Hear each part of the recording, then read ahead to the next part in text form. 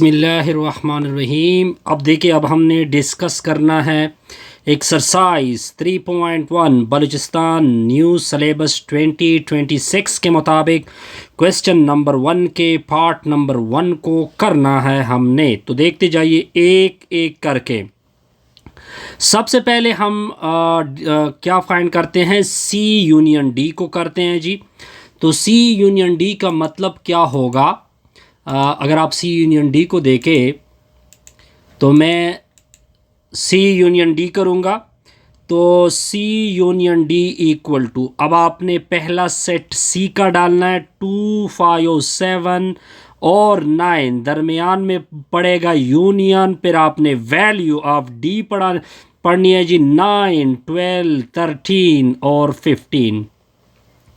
अब अगर आप देखें, इस यूनियन का मतलब होता है इस सेट के एलिमेंट भी लिखने हैं और इस सेट के एलिमेंट भी लिखने हैं। जो कॉमन होगा वो एक मर्तबा लिखा जाएगा।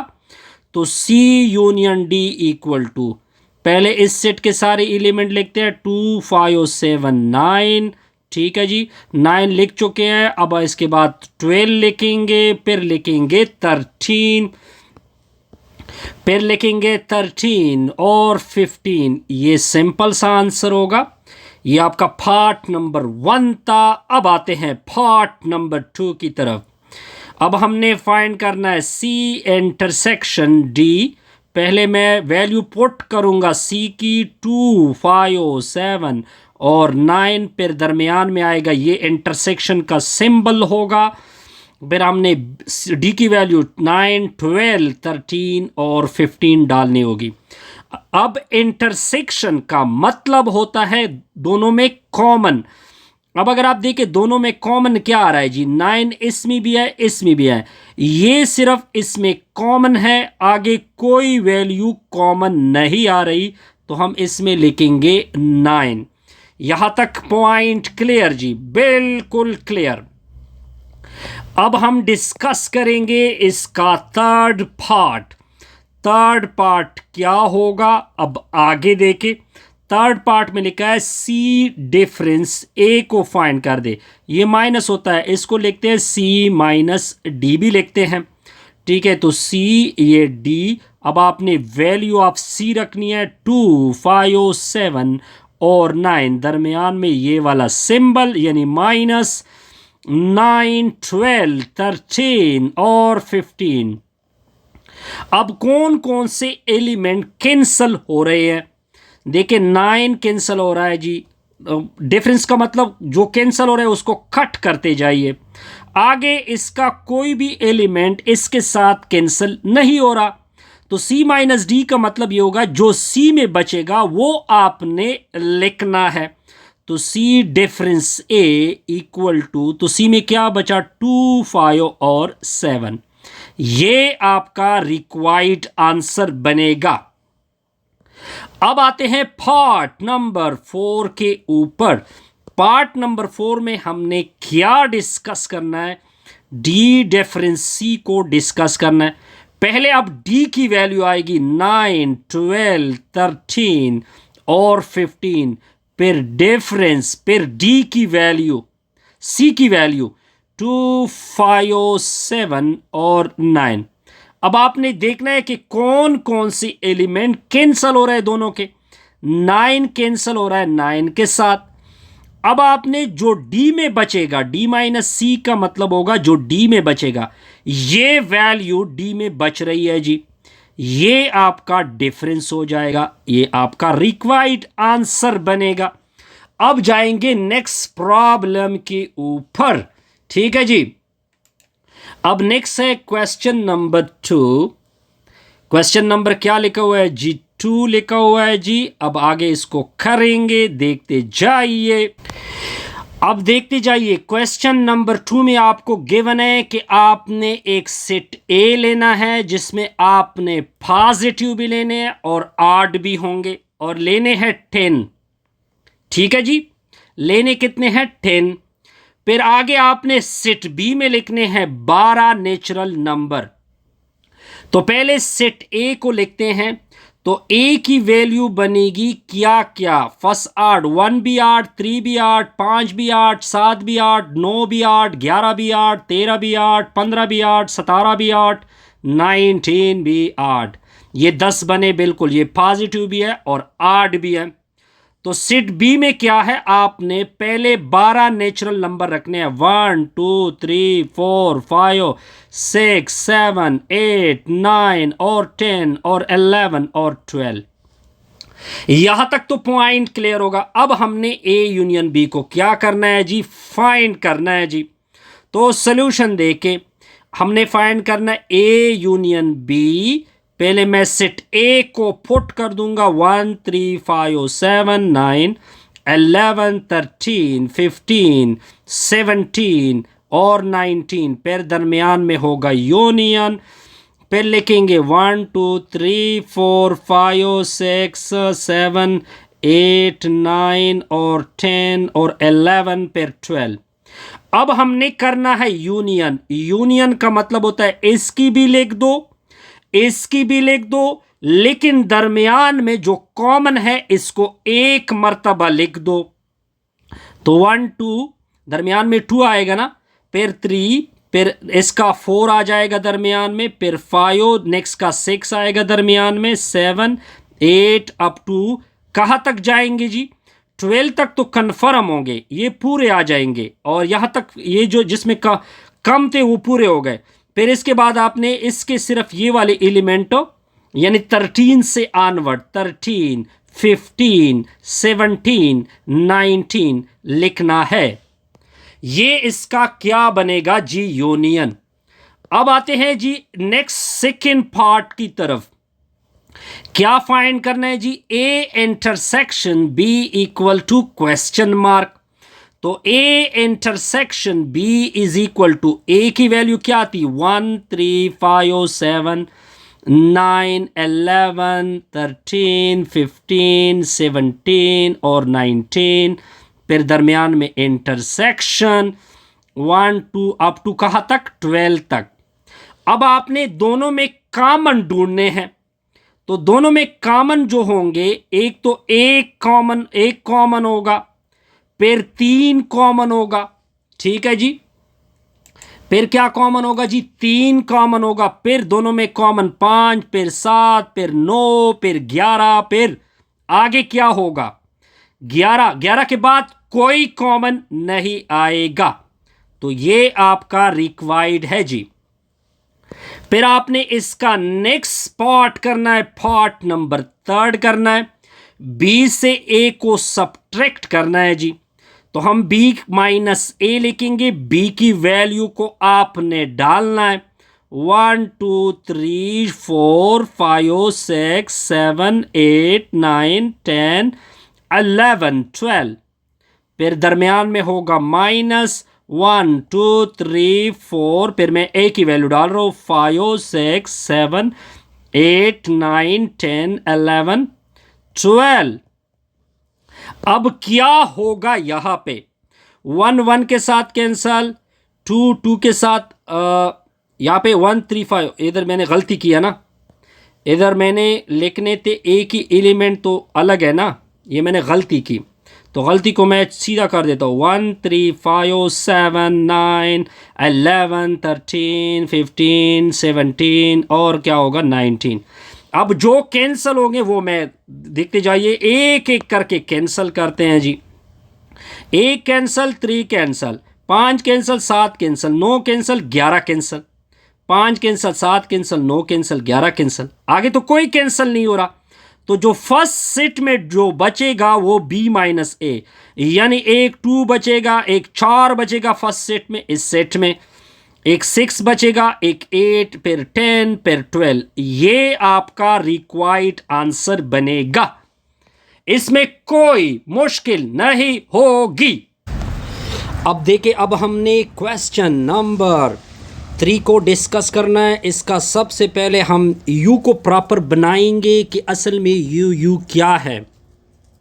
u लिखा हुआ है जी कि आपने 5 से 20 तक नेचुरल नंबर लेने हैं। यानी 5, 6, 7, 8, 9, 10, 11, 12, 13, 14, 15, 16, 17, 18, 19 और ये 20 हो गए जी। फिर आपने इस सेट को किस तरह लेना है जी कि x बिलोंग टू ओ का मतलब 8 लेने हैं 5 से लेकर 20 तक।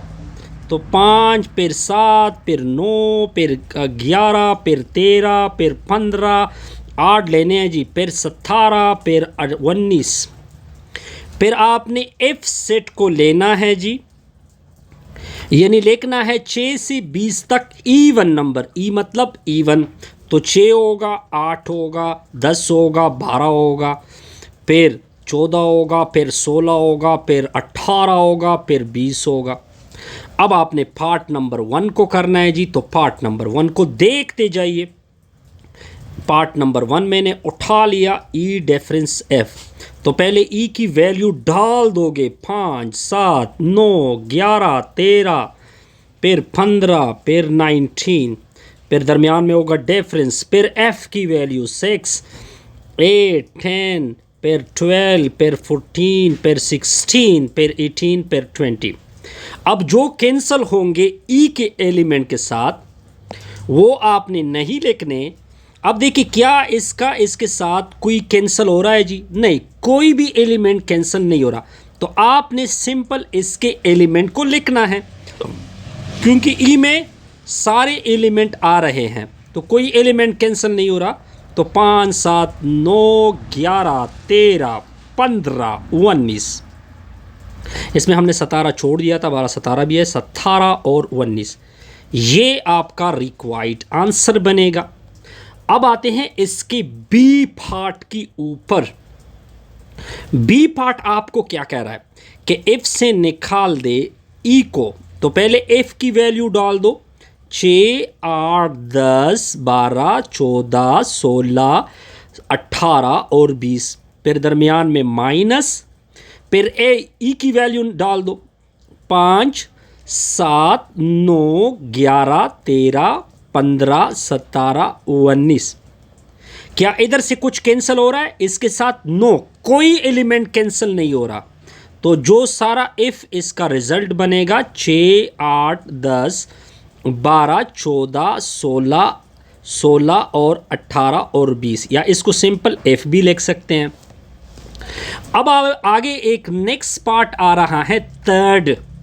ये थर्ड पार्ट आपको क्या कहता है कि इस तरह कर दो ई के ऊपर सी का मतलब कॉम्प्लीमेंट ले लो। तो कॉम्प्लीमेंट मतलब होता है यूनिवर्सल से ई को निकाल देना।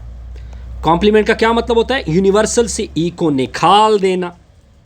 तो ई कॉम्प्लीमेंट यूनिवर्सल की वैल्यू 1 से लेकर 2, फिर 3, फिर 4, फिर 5, फिर 6, फिर 7, फिर 8, फिर 9, फिर 10।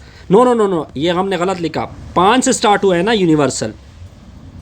यूनिवर्सल 5 से स्टार्ट है। 5, 6, 7, 8, 9, 10, 11, 12, 13, 14, 15, 16, 17, 18 और फिर 19, फिर 20, फिर दरमियान में माइनस ई की वैल्यू 5, 7, 9, 11, 13, 15 और फिर 17, फिर 19। अब कौन कौन से कैंसिल हो रहे देखते जाइए। 5 cancel, 5, 7 cancel, 9 cancel, 13 cancel, 15 cancel, 19 cancel, 5, 7, 9, 11 भी कैंसिल, 13 भी कैंसिल, 15 भी कैंसिल, 17 भी कैंसिल, 19 भी कैंसिल। अब जो ई में बचेगा, ये फर्स्ट सेट में जो बचेगा वो हम लिखेंगे। क्या क्या बचत हो रही है? 6 बचत रहा है, फिर 8, फिर 10, फिर 12, फिर 14, फिर 16, फिर 18, फिर 20। यानी हम लिखेंगे 6, 8, 10, 12, 14, 16 और फिर 18, फिर 20।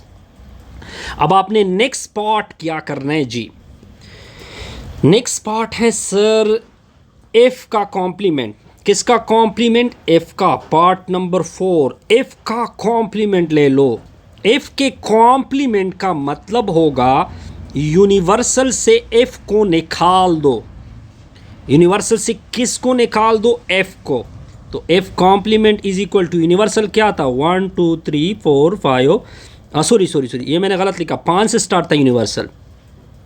5 6 7 8 9 10 11 12 13 14, फिर 15, फिर 16, फिर 17, फिर 18, फिर 19, फिर 20, फिर दरमियान में माइनस एफ की वैल्यू इवन थी ना, 6 8 10 12, फिर 14, फिर 16, फिर 18, फिर 20। अब जो कैंसिल होगा वो आपने कैंसिल करना है। 6 8 10 12 14 16 18 20, 6 8 10 12 14 16 18 20। तो f का कॉम्प्लीमेंट बराबर होगा, अब जो बचत होगा 5 7 9 11 13 15 17 19, ये आपका रिक्वायर्ड होगा। इस तरह हमारी, अब देखिए अब हमने नेक्स्ट पार्ट को क्या करना है जी, सोल्यूशन करनी है इस पार्ट की। तो इस पार्ट को किस तरह सॉल्व करेंगे, पहले इसका मतलब समझा देते हैं कि इसका मेन मतलब क्या है। इसका मेन मतलब होगा कि यूनिवर्सल से आप ए यूनियन एफ को निकाल दो, ठीक हो गया जी।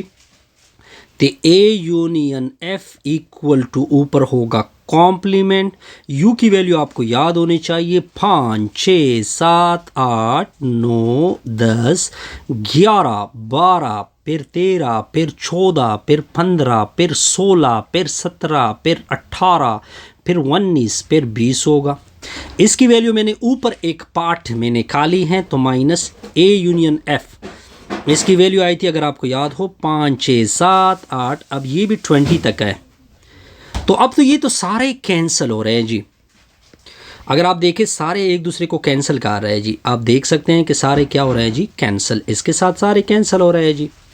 तो इसका मतलब है कि इसमें कुछ भी नहीं बचेगा, कुछ भी नहीं बचेगा का मतलब होता है ये होगा एम्प्टी, ये आपका रिक्वायर्ड होगा। अब आते हैं पार्ट नंबर 6 की तरफ। पार्ट नंबर 6 क्या है, ये मैं पार्ट नंबर 6 कर रहा हूं जी। ए इंटरसेक्शन एफ का होल कॉम्प्लीमेंट।